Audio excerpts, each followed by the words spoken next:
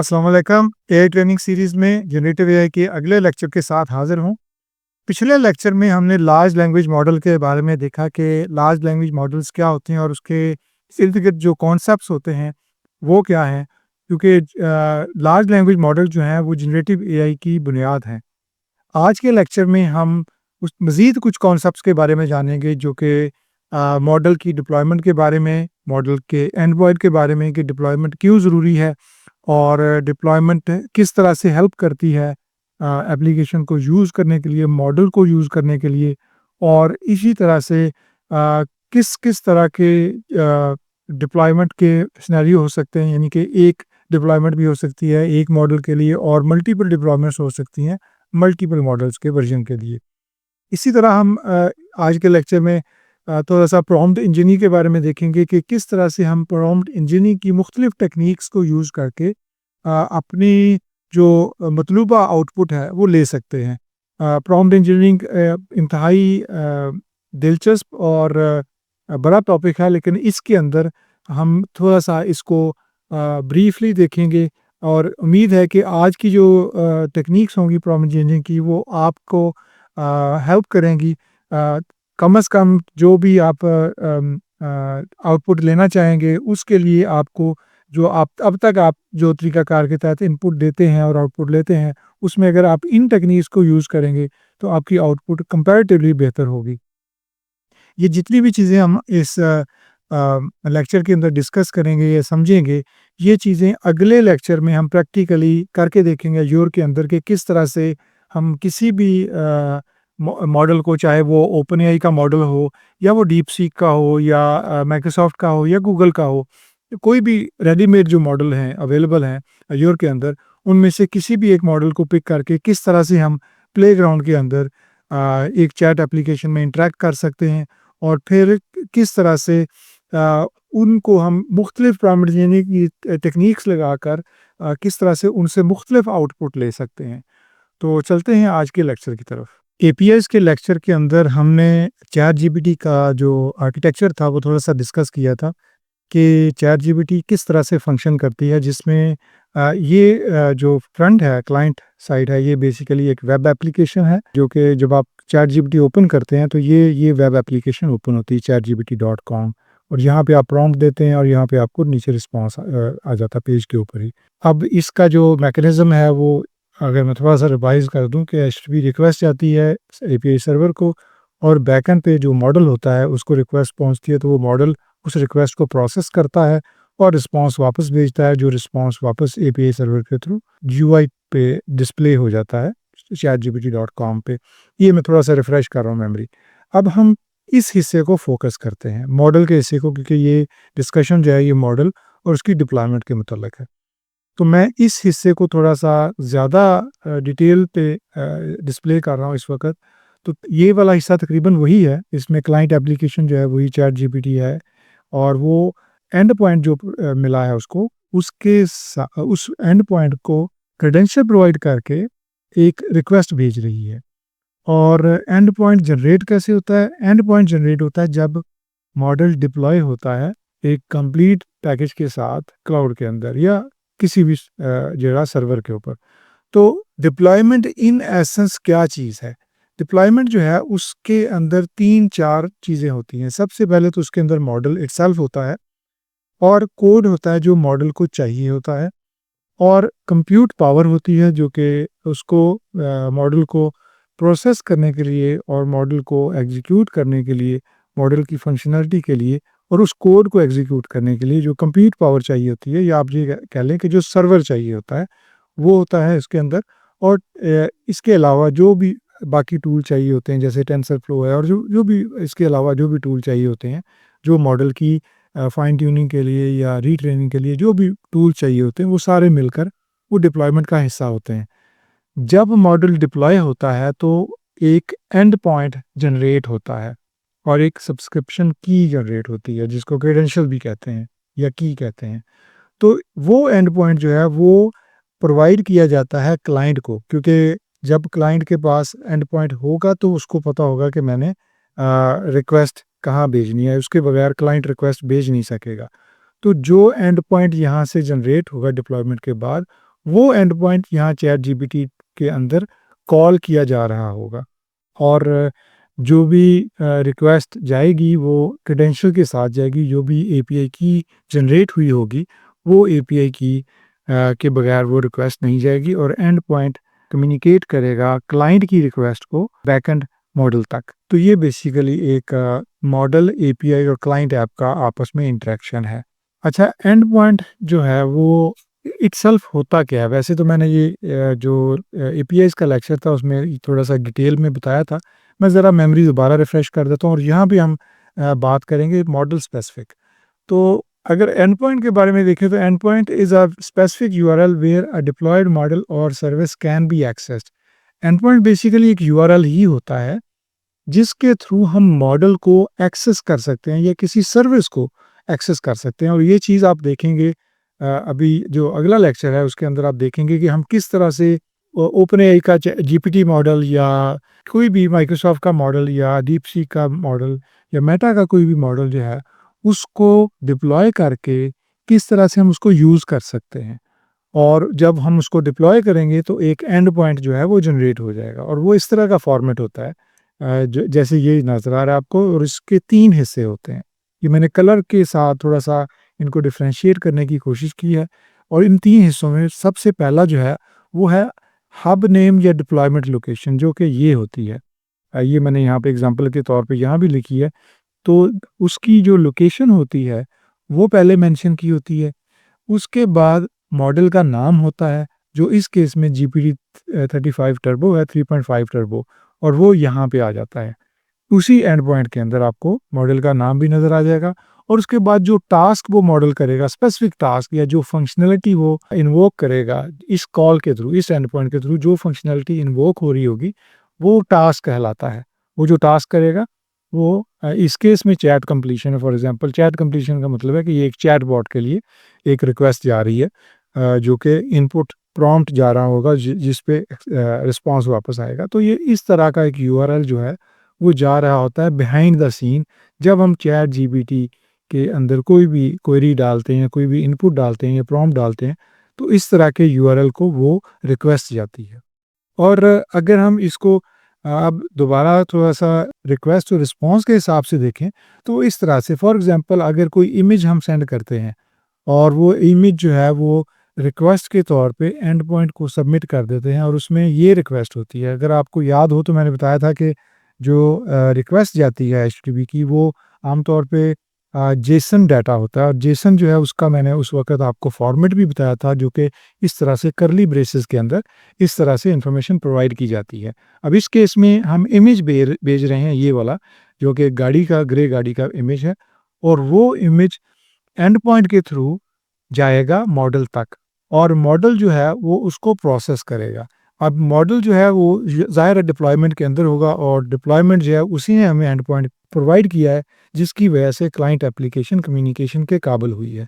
वरना अगर इटसेल्फ सिर्फ हम मॉडल बैकएंड पे पड़ा हो और उसको डिप्लॉय ना करें तो उसको यूज़ नहीं किया जा सकता।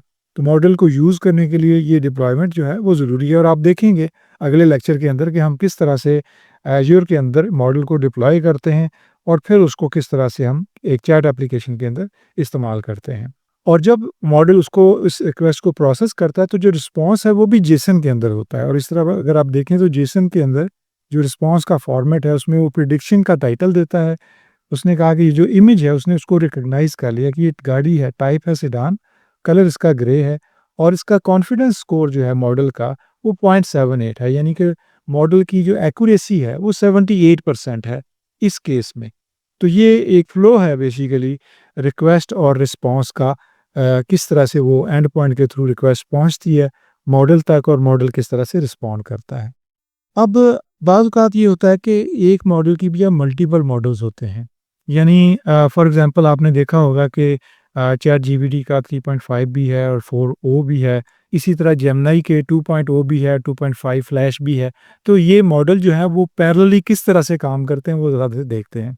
जब मल्टीपल मॉडल्स होते हैं तो मल्टीपल डिप्लॉयमेंट्स भी होती हैं। और डिप्लॉयमेंट क्या है? Deployment is a set of resources and computes required for hosting the model. Deployment जो है वो basically set set of resources होती है। जैसे आपने अभी पिछले केस में देखा कि ये डिप्लॉयमेंट जो है, ये रिसोर्सेज़ हैं बेसिकली। ये रिसोर्सेज़ का मजमूआ जो है, इसको हम डिप्लॉयमेंट कहते हैं। Required for hosting the model और component that does the actual inference, यानी कि डिप्लॉयमेंट जो है वो ऐसे रिसोर्सेज़ का मजमूआ होती है, जो कि उस मॉडल को होस्ट करने के लिए चाहिए होते हैं। जैसे हम वेबसाइट होस्ट करते हैं और वो वेबसाइट सर्व करती है क्लाइंट्स को, बिल्कुल इसी तरह मॉडल को होस्ट करने के लिए जो रिसोर्सेज चाहिए होते हैं, वो कंबाइनली जब डिप्लॉय किए जाते हैं तो उसको एक डिप्लॉयमेंट कहा जाता है। अच्छा, अगर मल्टीपल मॉडल्स हों, मिसाल के तौर पे एक हमारा मॉडल 1 है और हमने थोड़ी दिनों के बाद देखा कि अब उसमें हम कुछ और चीज़ें शामिल कर सकते हैं या उसको रिफ़ाइन कर सकते हैं, उसको फाइन ट्यून कर सकते हैं, तो उसका दूसरा वर्ज़न जो है वो डिप्लॉय करना है। तो जब दूसरा वर्ज़न डिप्लॉय करना है तो वो एक दूसरी डिप्लॉयमेंट होगी। और ये भी पॉसिबल है कि जो हमारी पहली डिप्लॉयमेंट है, उसके अंदर हम कंप्यूट पावर डिफरेंट दें। जैसे यहाँ पे हमने सीपीयू दिया हुआ है और यहाँ पे हमने जीपीयू दिया हुआ है, क्योंकि जो दूसरा मॉडल है उसकी रिक्वायरमेंट डिफरेंट है। बिल्कुल उसी तरह से जो हमारा पहला मॉडल है उसके अंदर हमने मशीन लर्निंग और डीप लर्निंग के लिए जो टूल यूज़ किया है वो टेंसरफ्लो यूज़ किया है। जबकि जो मॉडल 2 है उसके अंदर हमने टॉर्च को यूज़ किया है। तो ये एक फ़ायदा होता है कि जब आप मल्टीपल डिप्लॉयमेंट्स करते हैं, मल्टीपल मॉडल को कोएग्जिस्ट करने के लिए, तो आपके पास ऑप्शन होती है कि आप उसके अंदर रिसोर्सेज़ उसी तरह से वेरी कर सकते हैं, चेंज भी कर सकते हैं। अब इसमें जो एंड पॉइंट है वो किस तरह से आता है? एंड पॉइंट एक ही होगा। अब इस केस में अगर हम देखें तो जो एंड पॉइंट हम यूज़ करते हैं, लेट्स से अगर हम जेमिनी की एप्लीकेशन जो है वो एक एप्लीकेशन क्रिएट करते हैं, वेब एप्लीकेशन क्रिएट करें जो कि जेमिनी के मॉडल को एक्सेस करे, तो हमें एंड पॉइंट एक ही होगा हमारे पास, लेकिन बैकएंड पे जो मॉडल का नाम है वो हम डिफरेंट देंगे। और जैसे ये जो एग्जांपल थी, अगर मैं यहाँ पे दिखाऊँ, तो यहाँ पे यूआरएल तो सेम होगा, लेकिन जो मॉडल का नाम है वो डिफरेंट जाएगा और मॉडल के नाम की वजह से वो डिफरेंट मॉडल को, डिफरेंट डिप्लॉयमेंट को वो टच करेगा। इस तरह, बिल्कुल इसी तरह से जैसे ये देखें एंड पॉइंट सेम आ रहा है क्लाइंट की तरफ से, क्लाइंट के पास एक ही एंड पॉइंट है। लेकिन जब वो आगे आएगा तो बेस्ड अपॉन कि हमने उस एंड पॉइंट के अंदर मॉडल कौन-सा दिया है, 3.5 दिया है या 4 दिया है, उसके मुताबिक वो जाएगा। यानी इस केस में वो मॉडल 1 अगर हमने दिया होगा मॉडल का नाम, तो वो मॉडल 1 की तरफ चला जाएगा। अगर मॉडल 2 दिया होगा तो वो मॉडल 2 की तरफ जाएगा। अब अगर आप देखें तो उसका रिस्पॉन्स वेरी करता है। मॉडल 1 जो है उसका रिस्पॉन्स 0.78 था, 78%। लेकिन चूँकि हमने मॉडल 2 को रिफ़ाइन कर दिया है, जीपीयू लगा दिया है, तो उसकी प्रोसेसिंग भी बेहतर हो गई है और उसका रिज़ल्ट भी बेहतर हो गया। अगर अगर आप देखें तो इसका जो रिज़ल्ट है, कॉन्फिडेंस है 0.83 है। यानी ये थोड़ा बेहतर हमें परफ़ॉर्मेंस दे रहा है। तो इस तरह से मल्टीपल मॉडल्स जो हैं वो एग्ज़िस्ट करते हैं और आपने देखा होगा अगर आप गूगल एआई स्टूडियो में जाएँ, तो वहाँ पे मल्टीपल मॉडल आपको नज़र आएँगे। आप उनमें से जो भी मॉडल चूज़ करना चाहें, वो मॉडल चूज़ करके आप रिक्वेस्ट भेज सकते हैं और उस आपके मॉडल के मुताबिक आपको रिस्पॉन्स आएगा, एक्यूरेसी आएगी। अच्छा, अब इसमें जो मॉडल में जो आउटपुट लेने के लिए एक टेक्नीक यूज़ की जाती है जिसको प्रॉम्प्ट इंजीनियरिंग कहते हैं। आपने तो सुना होगा इसका नाम। प्रॉम्प्ट इंजीनियरिंग जो है वो is the process of designing and optimising prompts to improve the models performance. यानी एक ऐसा प्रोसेस जो कि प्रॉम्प्ट को ऑप्टिमाइज़ करेगा सिर्फ़ मॉडल की परफॉर्मेंस को बेहतर बनाने के लिए, उसको प्रॉम्प्ट इंजीनियरिंग कहते हैं। यानी कि हमने किसी तरीके से जो प्रॉम्प्ट है उसको बेहतर से बेहतर करना है ताकि हमारे मॉडल की परफॉर्मेंस बेहतर हो, हमें आउटपुट बेहतर मिले। और इसके अंदर कुछ पैटर्न हैं जो कि इस्तेमाल किए जाते हैं। मिसाल के तौर पे 3 पैटर्न यहाँ मैंने मेंशन किए। वैसे तो काफ़ी सारे पैटर्न हैं, मैंने सिर्फ एग्ज़ाम्पल के तौर पे सिंपल करने के लिए 3 पैटर्न दिए। वैसे तो मल्टीपल इसके कम से कम 5-6 और पैटर्न हैं जो कि आप यूज़ कर सकते हैं। लेकिन मैं सिर्फ समझाने के लिए मैंने 3 यूज़ किए हैं।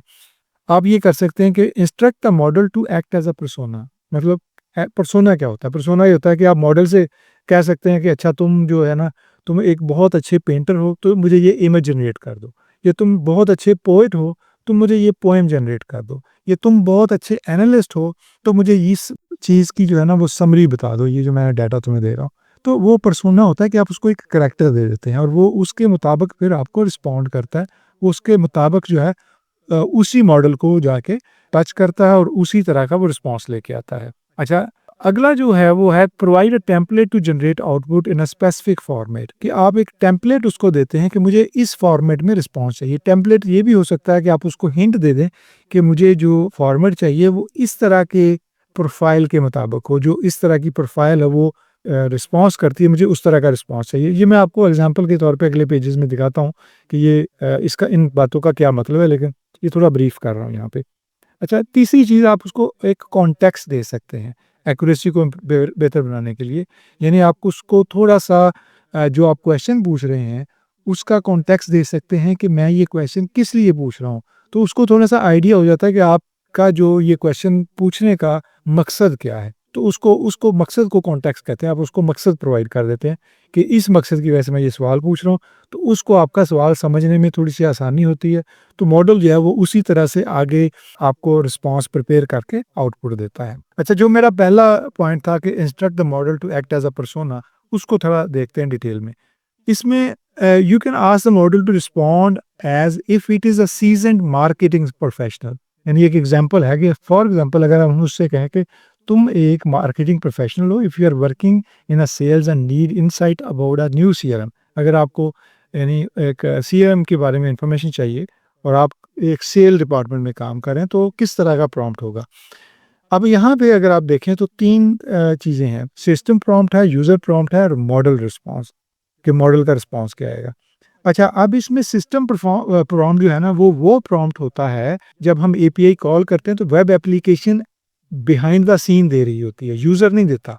जैसे अगर आप चैट जीपीटी के अंदर अगर आप एक प्रॉम्प्ट देते हैं कि generate an image of a panda playing football, तो अब आपने तो सिर्फ लिखा कि generate an image panda playing football, लेकिन बैक एंड पे सिस्टम ने प्रॉम्प्ट दिया होगा कि you are an artist, generate an image panda playing a football. तो बेसिकली जो सिस्टम का प्रॉम्प्ट है वो जैसे चैट जीपीटी के केस में for example, ChatGPT web application के अंदर ये लॉजिक होगी सिस्टम प्रॉम्प्ट देने की, आपने नहीं देना, आप यूज़र प्रॉम्प्ट देते हैं।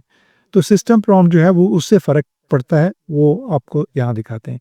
अगर हम फॉर एग्जांपल ये पर्सोना स्पेसिफाई नहीं करते और उसमें सिस्टम प्रॉम्प्ट नहीं देते, तो आउटपुट क्या आती है, और अगर हम देते हैं तो क्या आउटपुट आती है। अगर हम इस कॉलम को देखें कि हमने पर्सोना स्पेसिफाई नहीं किया, यानी हमने कुछ नहीं बताया कि तुम एक मार्केटिंग सीआरएम के बंदे हो, तुम सीजन मार्केटिंग प्रोफेशनल हो, कुछ नहीं बताया, उसको कोई कॉन्टेक्स्ट नहीं दिया, यानी कोई पर्सोना उसका डिफाइन नहीं किया, तो सिस्टम ने भी नहीं किया। आपने भी सिर्फ ये आपने लिख दिया कि right a one sentence description of a CRM product, आपने तो ये प्रॉम्प्ट दे दिया। सिस्टम ने जो प्रॉम्प्ट देना था वो नहीं दिया। अच्छा, अब उसका रिजल्ट क्या आया कि उसने लिखा कि a CRM product is a software tool design to manage, यानी उसने एक डिफरेंट तरीके से यहाँ पे एक आउटपुट दे दी। अगर हम पर्सोना स्पेसिफाई करते हैं, पर्सोना का मतलब कि अगर सिस्टम प्रॉम्प्ट जो है, अगर चैट जीपीटी जो है, वो बिहाइंड द सीन उसको बताती है कि you are a season marketing professional. अच्छा, वो कैसे बताएगी? जब वो देखेगी कि यूज़र ने जो लिखा हुआ है प्रॉम्प्ट, वो उसमें सीआरएम है, प्रोडक्ट है, और वो उसके मुताबिक कुछ इन्फॉर्मेशन लेना चाह रहा है। तो चैट जीपीटी के अंदर वेब एप्लीकेशन के अंदर ये बिजनेस लॉजिक ऑलरेडी कोड होगी कि जिस तरह का कीवर्ड होगा उसके मुताबिक सिस्टम प्रॉम्प्ट जनरेट कर दो। वो सिस्टम प्रॉम्प्ट जनरेट करेगा और जनरेट करके आपकी इनपुट के साथ अटैच कर देगा और मॉडल को भेज देगा। ये बेसिकली तरीकाकार होता है। तो जब आपने ये प्रॉम्प्ट दिया तो चैट जीपीटी ने देखा कि ये इसके अंदर सीआरएम की के बारे में कोई इन्फॉर्मेशन मांग रहा है, तो चैट जीपीटी ने ऑटोमेटिकली उसके साथ सिस्टम प्रॉम्प्ट ऐड कर दिया कि you are a season marketing professional that writes advertising copy of an audience of technical customer.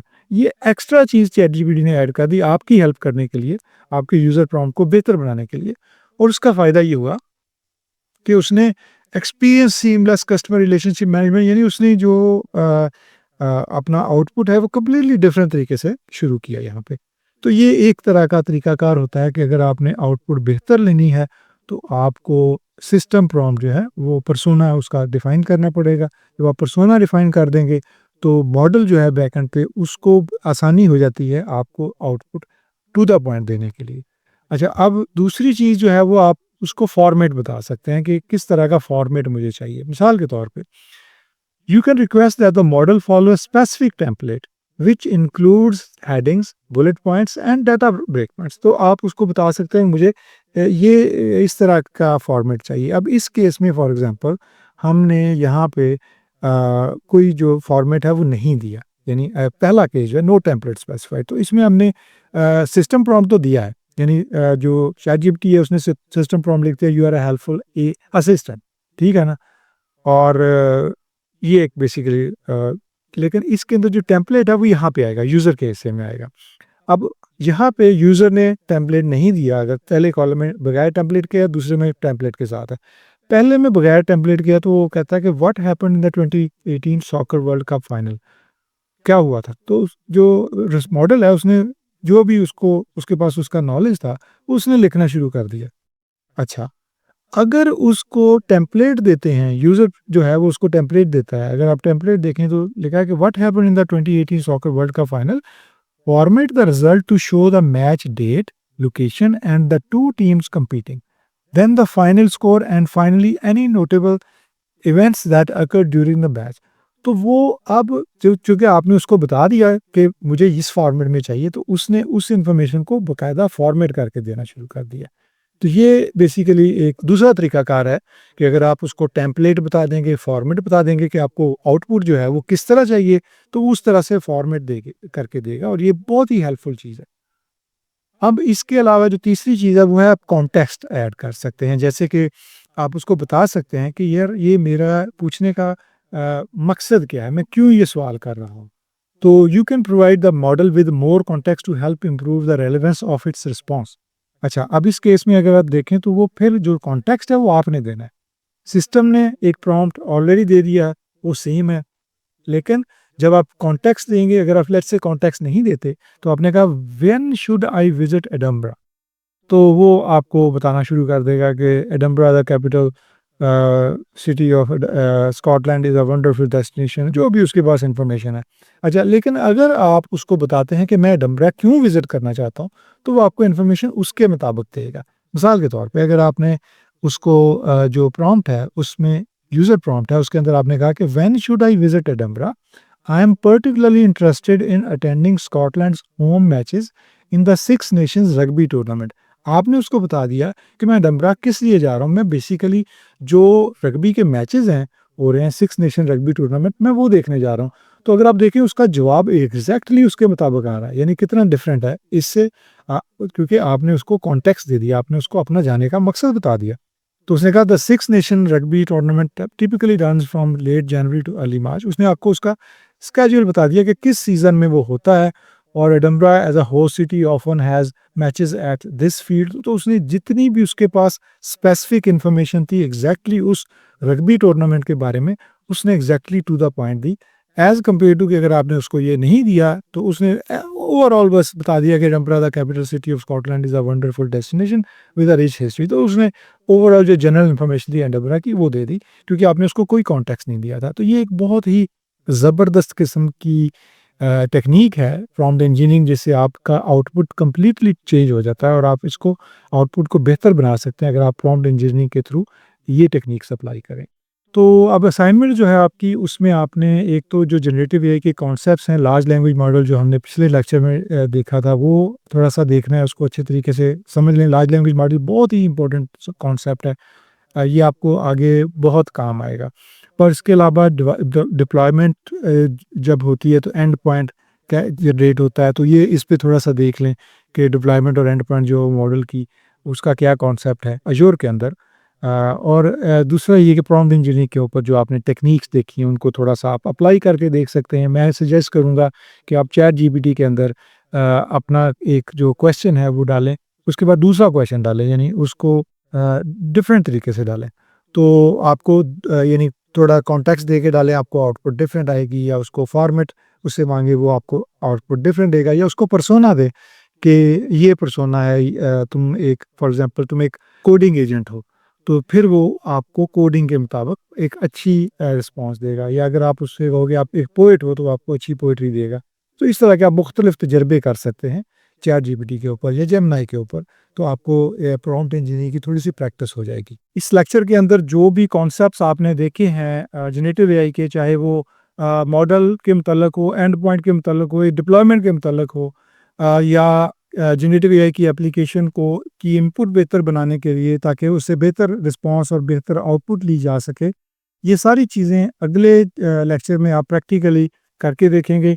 ये मैं दिखाऊँगा कि किस तरह से हम कोई भी आउट ऑफ द बॉक्स या रेडीमेड मॉडल उठाएँगे किसी भी कंपनी का, चाहे वो ओपन एआई का हो, जीपीटी मॉडल हो, या डीपसीक का मॉडल हो, या किसी भी थर्ड पार्टी का जो रेडीमेड मॉडल अवेलेबल हैं एज़र के अंदर, उनको हम किस तरह से डिप्लॉय करके और किस तरह से उनसे हम आउटपुट ले सकते हैं, और उनको किस तरह से हम टेस्ट कर सकते हैं प्लेग्राउंड के अंदर।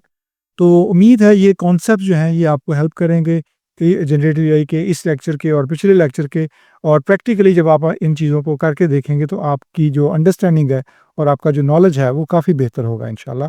तो अगले लेक्चर में मिलते हैं प्रैक्टिकली लैब के साथ।